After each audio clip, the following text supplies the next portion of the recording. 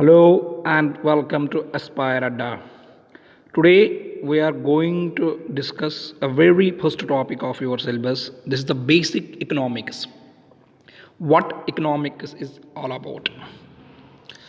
Before going to discuss the main content, you have to remember some basic terms. देखो हमारे पास होता है land, labour होता है, हमारे पास कैपिटल होता है। कैपिटल का मतलब है मशीन्स जो हमारे पास अवेलेबल होती हैं, या मनी इनकम जो हमारे पास होती है, फॉरेस्ट्स हमारे पास होते हैं, लैंड होती है, लेबर होता है, या घर में हमारे पास एक चेयर होती है, बुक्स होते हैं, कार होती है, या मोबाइल फ़ोन हमारे पास है। ये क्या है? ये सारे क्या है? ये सारे रिसोर्सेज है। मनी इनकम जो आपके पास है ये भी एक रिसोर्स है। जो ये रिसोर्स है इनकी एक खुसूसियत है, इनकी एक खासियत है, इनका एक मेरिट है, ये लिमिटेड है। क्या है? ये है लिमिटेड। सारे रिसोर्सेज जो हैं वो है लिमिटेड। चाहे हम इंडिविजुअल के पास जो रिसोर्सेज होते हैं वो भी लिमिटेड है, चाहे हम बात करें एक कंट्री की, उसके पास भी जो रिसोर्सेज है वो क्या है? वो क्या है? लिमिटेड है। लेकिन एक इंडिविजुअल को जो वांट्स होते हैं वो होते हैं अनलिमिटेड।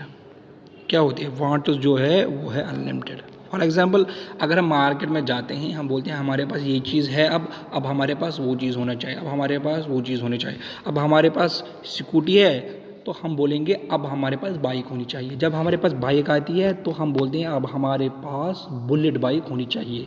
सो जो वांट्स हो, एक इंडिविजुअल के जो वांट्स होते हैं या एक कंट्री के जो वांट्स होते हैं वो क्या होते हैं? वो होते हैं अनलिमिटेड। लेकिन जो एक कंट्री के पास जो एक रिसोर्स होते हैं, या एक इंडिविजुअल के पास जो रिसोर्स होते हैं, या सोसाइटी के पास जो रिसोर्सेज होते हैं वो क्या होते हैं? लिमिटेड।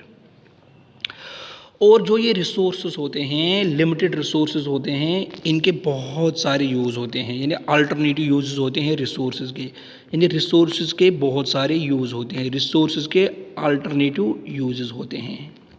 एक तो रिसोर्सेज लिमिटेड है, दूसरा क्या है? एक रिसोर्स के बहुत सारे यूज़ होते हैं। फॉर एग्जांपल, अगर हम मनी इनकम की बात करें, मनी क्या है? मनी इनकम एक रिसोर्स है, इसके बहुत सारे यूज़ होते हैं। आप इसे फूड भी खरीद सकते हो, आप इसे बुक्स भी ला सकते हो, आप कहीं जा सकते हो, आप फॉर एग्जांपल मोबाइल फ़ोन भी ब्रिंग कर सकते हो, आप कपड़े भी ला सकते हो, आप कुछ भी कर सकते हो इन मनी से। बहुत सारे यूज़ हैं ना मनी के, अल्टरनेटिव यूज़ है। सो आपको फिर चॉइस करनी पड़ती है हमें किस चीज़ की ज़रूरत है इसी टाइम। तो आप अपने जो आपके पास जो मनी इनकम होती है, मनी इनकम जो है, जो लिमिटेड मनी इनकम, आप उसी हिसाब से उसको खर्च करते हो। सो रिसोर्सेज आपको याद रखना है, रिसोर्सेज जो है ये लिमिटेड होते हैं और रिसोर्सेज के बहुत सारे यूज़ होते हैं। और लेकिन जो एक इंडिविजुअल, एक सोसाइटी, एक नेशन के जो वांट्स होते हैं वो है अनलिमिटेड होते हैं। रिसोर्स स्कार्स है, या हम लिमिटेड को हम बोलते हैं स्कार्स। फिर इसके बदले, लिमिटेड के बदले हम एक टर्म यूज़ कर सकते हैं स्कार्स। यानी स्कार्स का मतलब ही है लिमिटेड, लिमिटेड मात्रा में हो। जब भी चीज़ कोई अवेलेबल है लिमिटेड मात्रा में, उसको हम बोलते हैं लिमिटेड। लिमिटेड के जगह हम इकोनॉमिक टर्म यूज़ कर सकते हैं स्कैर्सिटी, यानी लिमिटेड। सो रिसोर्स जो स्कार्स है, स्कार्स मतलब क्या है? लिमिटेड है, और रिसोर्स के बहुत सारे यूज़ होते हैं, और जो हमारे वांट्स होते हैं वो है अनलिमिटेड। इन्हीं अनलिमिटेड वांट्स को हम किस तरह से सेटिस्फाई करें इन लिमिटेड रिसोर्सेज है, यही इकोनॉमिक्स है। क्या? हम अपने अनलिमिटेड वांट्स को किस तरह से सेटिस्फाई करें इन लिमिटेड रिसोर्सेज से, यही इकोनॉमिक्स है। इकोनॉमिक्स इसीलिए हैं बिकॉज रिसोर्सेज जो हमारे पास अवेलेबल है वो क्या है? वो है लिमिटेड। और रिसोर्सेज के बहुत सारे यूजेस होते हैं, और जो वांट्स होते हैं वो क्या होते हैं? अनलिमिटेड। और रिसोर्सेज के बहुत सारे यूज़ हैं। सो जब रिसोर्स के बहुत सारे यूज़ होते हैं तो हमें क्या करना पड़ता है? हमें चॉइस करनी पड़ती है। सो इकोनॉमिक्स इसीलिए हैं क्योंकि रिसोर्सेज स्कार्स है, रिसोर्सेज लिमिटेड है। सो जब रिसोर्सेज स्कार्स है, लिमिटेड है, रिसोर्स के बहुत सारे यूज़ होते हैं, और वांट्स जो है एक इंडिविजुअल के, एक सोसाइटी के अनलिमिटेड होते हैं। इन्हीं अनलिमिटेड वांट्स को किस तरह से हम सेटिस्फाई कर सकते हैं अपने लिमिटेड रिसोर्सेज से, यही इकोनॉमिक्स है। बेसिक रफली याद, लेमैन लैंग्वेज में याद रखो कि रिसोर्सेज लिमिटेड है, रिसोर्सेज के बहुत सारे यूज़ होते हैं, और एक ह्यूमन बीइंग, एक इंडिविजुअल, एक सोसाइटी, एक नेशन, एक के पास जो रिसोर्सेज होते हैं वो जो लिमिटेड, लेकिन वांट्स उसके पास अनलिमिटेड होते हैं। इन्हीं अनलिमिटेड वांट्स को हम किस तरह से सेटिस्फाई करें, यही क्या है? यही इकोनॉमिक्स है, इसीलिए इकोनॉमिक्स इमर्ज है। ठीक है, अब आते हैं इसकी डिराइव्ड मीनिंग पे। Economics has been derived from Greek word economics means management of household, यानी ये ग्रीक वर्ड से निकला है इकोनॉमिक्स, जिसका मतलब है management of house hold. House hold यहाँ पे नहीं है घर सिर्फ, हाउस होल्ड का मतलब है यहाँ पे एक सोसाइटी, एक नेशन। ठीक है, एक नेशन के तौर पर हम भी ले सकते हैं। यानी इकोनॉमिक्स एक ग्रीक वर्ड से निकला है इकोनॉमिक्स, उसका मैनेजमेंट, हम अपने घर को कैसे मैनेज करें, हम अपनी सोसाइटी को कैसे मैनेज करें, हम अपने नेशन को, अपने जो हमारे पास अपने नेशन को हम किस तरह से मैनेज करें, यही इकोनॉमिक्स एक डिराइव्ड मीनिंग है। ठीक है, रिसोर्स तो मैंने आपको बोला, anything that satisfy your want whether directly और इनडायरेक्टली, वांट्स आर अनलिमिटेड, ये भी मैंने बोला। Resources are scarce and have alternative use, जो ये स्कार्स टर्म मैंने यहाँ लिखी है, इसका मतलब है रिसोर्स लिमिटेड है, स्कार्स मीन्स लिमिटेड, एंड जो रिसोर्सेज हमारे पास अवेलेबल होते हैं वो क्या होते हैं, उनके अल्टरनेटिव यूजेस होते हैं। फॉर एग्जांपल मैंने आपको बोला मनी आपके पास एक रिसोर्स है, इसके बहुत सारे यूज़ होते हैं। आप अपने 100 रुपीज़ अगर आपके पास है, आप बुक भी ला सकते हो, आप कुछ भी खा सकते हो। सो जब इसके अल्टरनेटिव यूजेस होते हैं, जब मनी के अल्टरनेटिव यूजेस है, तो आपको क्या करनी पड़ती है, चॉइस। तो कभी कभार हम ये भी बोलते हैं इकोनॉमिक्स जो है ये एक साइंस ऑफ चॉइसेस है। क्या है, साइंस ऑफ चॉइसेस भी है, क्योंकि हमें चॉइस करनी पड़ती है। क्यों चॉइस करनी पड़ती है, बिकॉज जो भी रिसोर्स हमारे पास अवेलेबल है, एक तो वो लिमिटेड है, रिसोर्स के बहुत सारे यूजेस है, अल्टरनेटिव यूजेस है, तभी हमें चॉइस करनी पड़ती है। ठीक है, आया समझ में आप। इसके बाद हम देखेंगे इकोनॉमिक्स क्या है एक्चुअली, व्हाट इज इकोनॉमिक्स।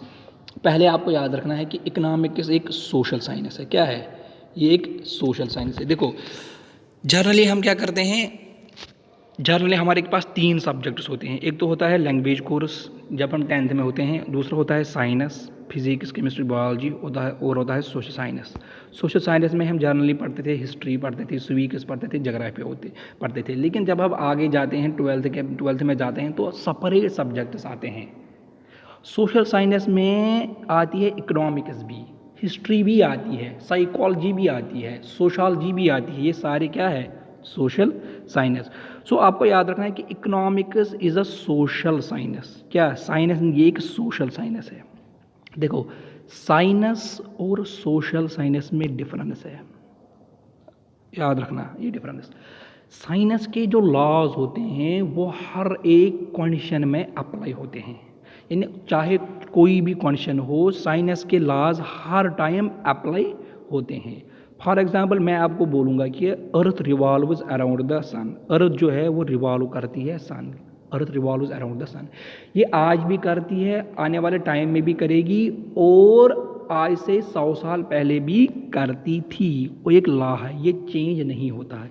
लेकिन सोशल साइंस के जो लॉज होते हैं ये कंडीशन के हिसाब से चेंज होते हैं। फॉर एग्जांपल गवर्नमेंट ने आज कोई स्कीम निकाली कि हम अपने सोसाइटी में, अपने मुल्क में इंश्योरेंस कवर देंगे, कल को गवर्नमेंट ये स्कीम ख़त्म कर सकता है, ये एक लॉ बना, लेकिन गवर्नमेंट कल को इस स्कीम को ख़त्म भी कर सकता है। सो सोशल साइंस के जो लॉज होते हैं वो कंडीशन के हिसाब से चेंज होते हैं, और साइंस के जो लॉज होते हैं वो हर एक कंडीशन में, हर एक परिस्थिति में अप्लाई होते हैं। लेकिन सोशल साइंस के लॉज कंडीशन के हिसाब से चेंज होते हैं। ठीक है, पहले आपको याद रखना इकोनॉमिक्स जो है ये एक सोशल साइंस है। ठीक है, इसके बाद आपको याद रखना which studies how scarce resources are efficiently distributed among various members of society.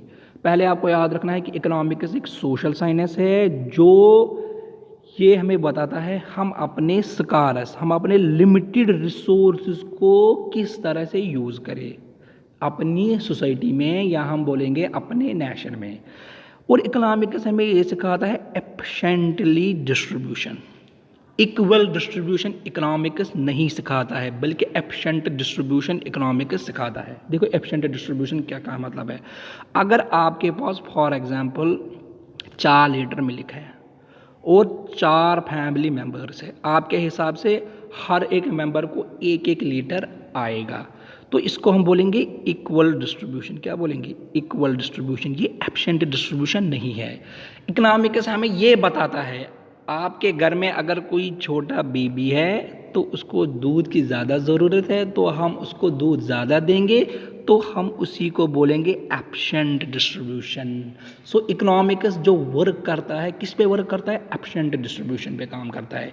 इसीलिए आप देखते हैं कि गवर्नमेंट प्रोवाइड करता है राइस, जो हमारे पास राइस होता है ना, राइस, जब हम राइस लाने जाते हैं डिफरेंट रेट्स पे राइस प्रोवाइड करता है, क्योंकि जो हमारी जो सोसाइटी होती हैं उसमें बहुत सारे इनकम ग्रुप्स होते हैं। अगर हम एक ही रेट पे सबको राइस प्रोवाइड करेगी गवर्नमेंट, तो जो गरीब होगा वो ज़्यादा गरीब होगा, जो अमीर होगा वो ज़्यादा अमीर होगा। सो इकोनॉमिक्स वर्क करता है एफिशिएंट डिस्ट्रीब्यूशन पे, इक्वल डिस्ट्रीब्यूशन पे वर्क नहीं करता है, ठीक है। सो आपको याद रखना है कि इकोनॉमिक्स एक सोशल साइंस है जो हमें सिखाता है कि हम अपने लिमिटेड रिसोर्स को किस तरह से एफिशिएंटली, किस तरह से हम डिस्ट्रीब्यूट कर रहे हैं हम अपनी सोसाइटी में। फिलहाल आप इतना याद रखो, एक लेमन लैंग्वेज में इकोनॉमिक्स सोशल साइंस है जो हमें ये बता रहा है हम अपने लिमिटेड रिसोर्स को किस तरह से यूज़ करें अपनी सोसाइटी में। यूज़ किस तरह से करें? Efficient distribution. एफिशिएंट डिस्ट्रीब्यूशन आपको समझ आया? मैंने आपको बोला। और जो फादर ऑफ इकोनॉमिक्स है उसका नाम है एडम स्मिथ। क्या है? एडम स्मिथ उसका नाम है, एडम स्मिथ। यानी इकोनॉमिक्स कब आया एज अ सब्जेक्ट? आया है 1776 में। 1776 से पहले भी इकोनॉमिक्स थी, लेकिन एक कॉन्क्रीट सब्जेक्ट नहीं था, एक कॉन्क्रीट नेम नहीं था सब्जेक्ट का। तो तब एक इकोनॉमिस्ट आया जिसका नाम था एडम स्मिथ। इसने एक बुक लिखी, उस बुक का नाम है an enquiry into the nature and cause of wealth of nation. कब लिखी? 1776 में। किसने लिखी बुक? एडम स्मिथ ने। कब लिखी? 1776 में। और इकोनॉमिक्स एज अ सब्जेक्ट शुरू हुआ 1776 से ही। जब किसने लिखी बुक? एडम स्मिथ ने। कौन सी बुक लिखी? An enquiry into the nature and causes of wealth of nation. इसको हम शॉर्ट में बोलते हैं वेल्थ ऑफ नेशन भी बोलते हैं इसको। क्या बोलते हैं? वेल्थ ऑफ नेशन भी बोलते हैं इसको। किसने लिखी बुक? एडम स्मिथ ने। कब लिखी? 1776 में। इसीलिए इसको फादर ऑफ इकोनॉमिक्स बोलते हैं। इसने जो ये बुक लिखी, इसने इसमें इकोनॉमिक्स को डिफाइन किया। क्या किया? इसने इकोनॉमिक्स की अपनी डेफिनेशन दी। इसने बोला कि वेल्थ डेफिनेशन इसने दी। कौन सी डेफिनेशन इसने दी? इसने इसकी जो डेफिनेशन है, एडम स्मिथ की जो डेफिनेशन है वो है वेल्थ डेफिनेशन, इसको बोलते हैं। कब दी? 1776 में। सॉरी, यहाँ पे ये 1776 है, यहाँ पे ये 1776 है।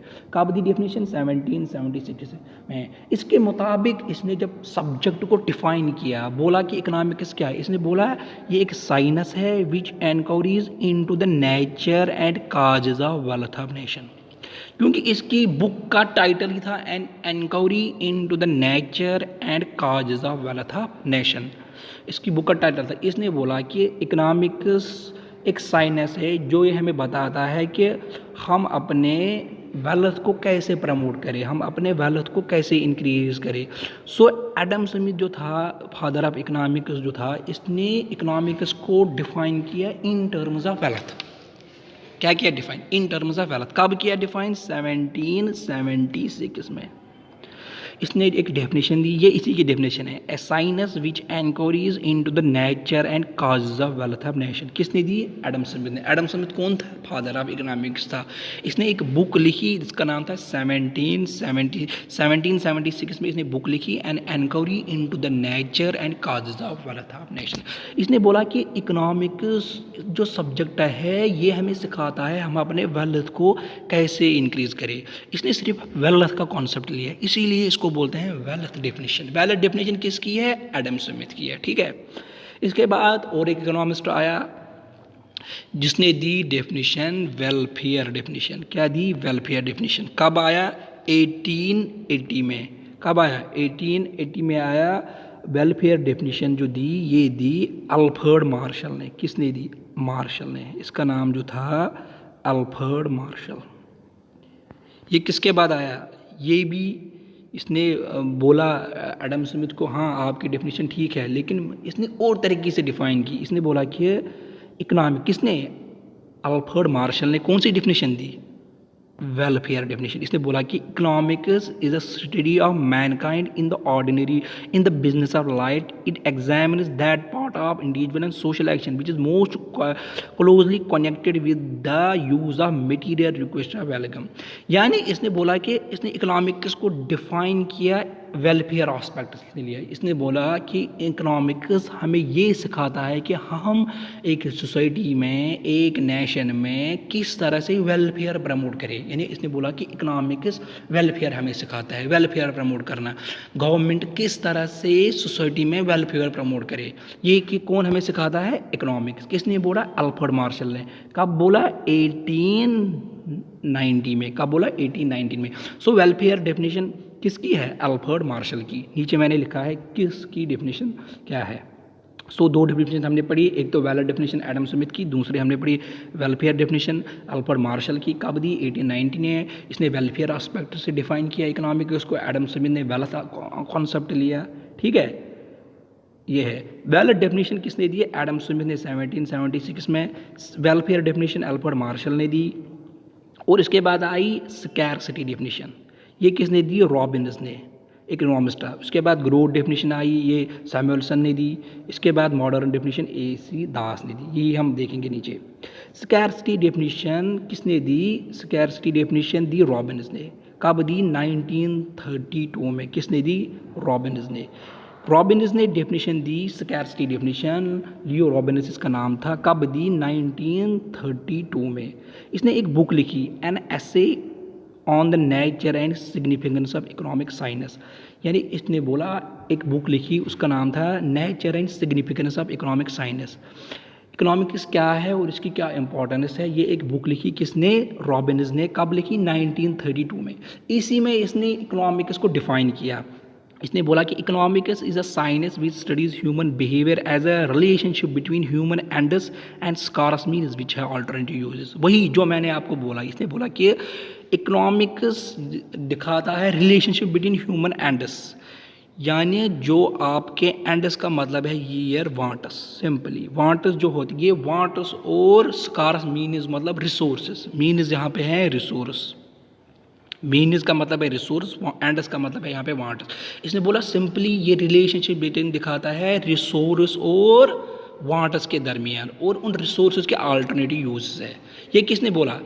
रॉबिन्स ने। इसने कौन सी डेफिनेशन दी? Scarcity definition. कब दी? 1932 में। इसके बाद आई ग्रोथ डेफिनेशन। ग्रोथ डेफिनेशन किसने दी? ग्रोथ डेफिनेशन दी सैमुअलसन ने। ग्रोथ डेफिनेशन किसने दी? सैमुअलसन ने। किसने दी ग्रोथ डेफिनेशन? सैमुअलसन ने। इसने ग्रोथ का कॉन्सेप्ट लिया। इसने बोला, कब दी डेफिनेशन? 1948 में। इसने ग्रोथ का कॉन्सेप्ट लिया। इसने ग्रोथ से डिफाइन की इकोनॉमिक्स। इसने एक बुक लिखी, बुक का नाम याद रखना, N introductory analysis of economics. इसने एक बुक लिखी, एन इंट्रोडक्टरी एनालिसिस। कब लिखी? 1948। इसके हिसाब से इसने जो इकोनॉमिक्स को डिफाइन किया, यानी अलग अलग इकोनॉमिक्स ने अलग अलग तरीके से डिफाइन किया। सबकी डेफिनेशन तो ठीक है, लेकिन अब अलग अलग एस्पेक्ट लिया सब ने। इसने बोला कि economics is the study of how man and society choose with और without the use of money to employ scarce productive resources which have alternative uses to produce various commodities और time and to distribute them for consumption now and in future among various people and groups of society. It analyze the cost and benefit of improving pattern of resource allocation. इसने बोला, इसने growth का concept लिया। इसने बोला कि हम अपने रिसोर्सेज को किस तरह से सेटिस्फाई करें, अपने लिमिटेड रिसोर्सेज से हम अपने वांट्स को किस तरह से सेटिस्फाई करें, और हम अपने रिसोर्सेज को किस तरह से डिस्ट्रीब्यूट। यानी एक तरह से इन्होंने ग्रोथ का कॉन्सेप्ट लिया था और डिस्ट्रीब्यूशन एस्पेक्ट लिया। इन्होंने क्या लिया? डिस्ट्रीब्यूशन का एस्पेक्ट इसने लिया। इसने बोला कि हम अपने रिसोर्सेज को किस तरह से यूज़ करें और फिर डिस्ट्रीब्यूट करें सोसाइटी में, यही इसने लिया। एक तो हम आज यूज़ करें और हम किस तरह से बचाएं, यानी इसने सस्टेनेबल डेवलपमेंट का कॉन्सेप्ट दिया। यहाँ पे सस्टेनेबल डेवलपमेंट का कॉन्सेप्ट किसने दिया? ग्रोथ डेफिनेशन में। किसने? सैमुअलसन ने। सैमुअलसन ने ग्रोथ डेफिनेशन दी।